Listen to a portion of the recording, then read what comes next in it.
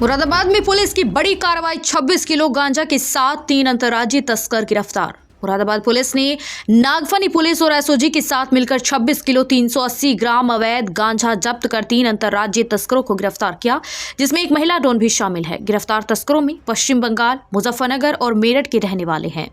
देखिए, जनपद मुरादाबाद में ड्रग माफियाज और जो ड्रग पेडलर्स हैं उनके खिलाफ लगातार अभियान चल रहा है और काफ़ी संख्या में हम लोगों ने जो मेन किंगपिन्स थे उनको हम लोगों ने जेल भेजा है।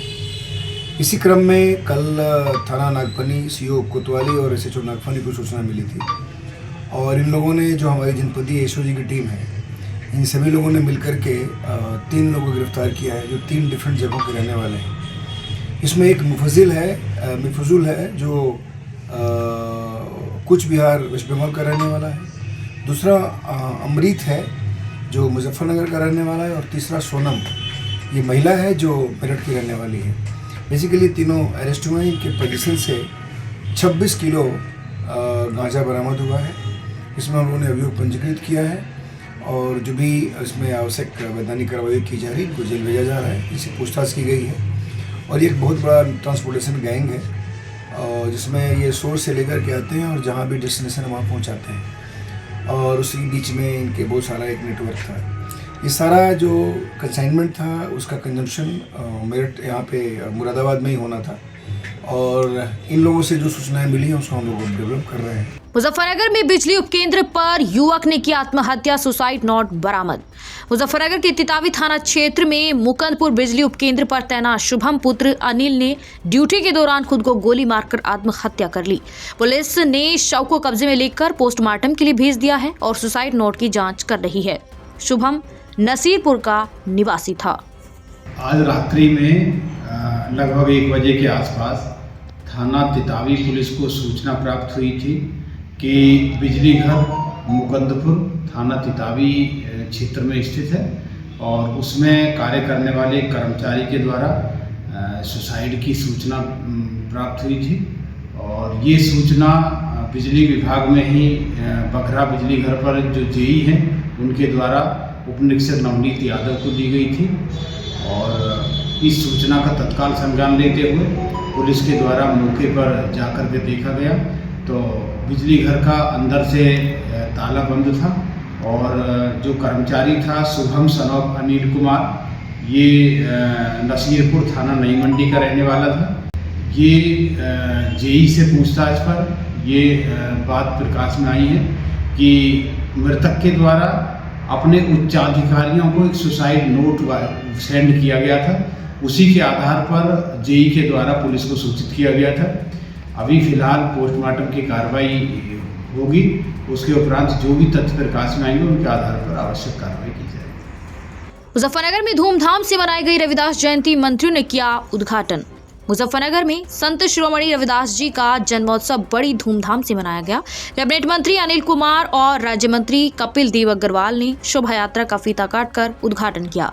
इस दौरान भजन, कीर्तन, नृत्य और आकर्षक झांकियां आकर्षण का केंद्र रही। देखिए, पूरे देश और पूरी दुनिया के साथ अपने जनपद मुजफ्फरनगर के टाउन हॉल के मैदान में भी बहुत शानदार यात्रा, संत रविदास जी की जयंती, 649वीं जयंती, जिसके ऊपर यात्रा निकलने का काम हो रहा है। राजकुमार सिद्धार्थ जी के संयोजक हैं, समाज के सभी अग्रणी लोग यहाँ पर उपस्थित हैं। हजारों की संख्या में नौजवान, झांकियां, बच्चे सब मिलकर उल्लास के साथ इस कार्यक्रम को कर रहे हैं। सभी को संत रविदास जी की जयंती की बहुत बहुत बधाई है, शुभकामनाएं हैं। आदरणीय प्रधानमंत्री नरेंद्र मोदी जी ने पंजाब के अंदर उनकी जन्मस्थली पर एक बड़े एयरपोर्ट का नाम संत रविदास जी के नाम से घोषित करने का काम किया है। ये प्रधानमंत्री जी का धन्यवाद करता हूँ पूरे देश की ओर से। और बड़ी सुंदर यात्रा है जिन हमारे तमाम साथियों ने सुंदर सुंदर झांकियाँ बनाई है, उनको मैं बधाई देना चाहता हूँ। बहुत ऐतिहासिक यात्रा जनपद मुजफ्फरनगर में निकलती है और मैं इसके आयोजकों को भी दिल की गहराई से बधाई देना चाहता हूँ। गाजियाबाद में बेटे ने मां के साथ की बर्बरता, सीसीटीवी में कैद हुआ दर्दनाक सच। गाजियाबाद में एक बुजुर्ग महिला के साथ उसके सगे बेटे निशांत ठाकुर ने बर्बर व्यवहार किया, जिसका खुलासा सुरक्षा के लिए लगाए गए सीसीटीवी कैमरे में हुआ। अमेरिका में रहने वाली बेटी निशा ने यह दृश्य देखकर हैरानी जताई।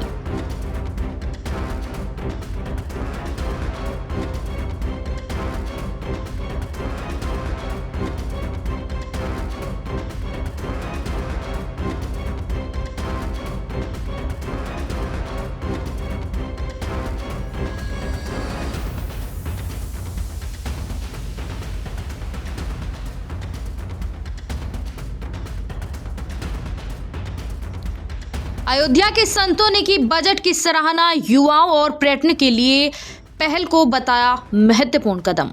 अयोध्या के संत समाज ने केंद्र सरकार के आम बजट की सराहना की, जिसमें 20 प्रमुख पर्यटन स्थलों पर 10,000 टूरिस्ट गाइड्स के स्किल अपग्रेडेशन की योजना शामिल है। संतों का कहना है कि इससे युवाओं को रोजगार मिलेगा और भारत की संस्कृति को वैश्विक मंच पर प्रस्तुत करने में मदद मिलेगी। जी, ये केंद्र सरकार की तरफ से बहुत ही अच्छा कदम है और वैसे भी हमारा भारतवर्ष इस समय मोदी जी के राज में और केंद्र के जो है डबल इंजन के सरकार में बहुत अच्छा डेवलप कर रहा है और इस विषय में अगर और इस दिशा में जो है हमारी सरकार काम करे बहुत ही अच्छा है, बहुत ही अच्छा है। 20 टूरिस्ट प्लेस को और 20 टूरिस्ट प्लेस में जैसे विशेष करके हमारा अयोध्या हो गया। अयोध्या में अगर ऐसा जो है व्यवस्था बना रही है सरकार तो बहुत ही अच्छी बात है।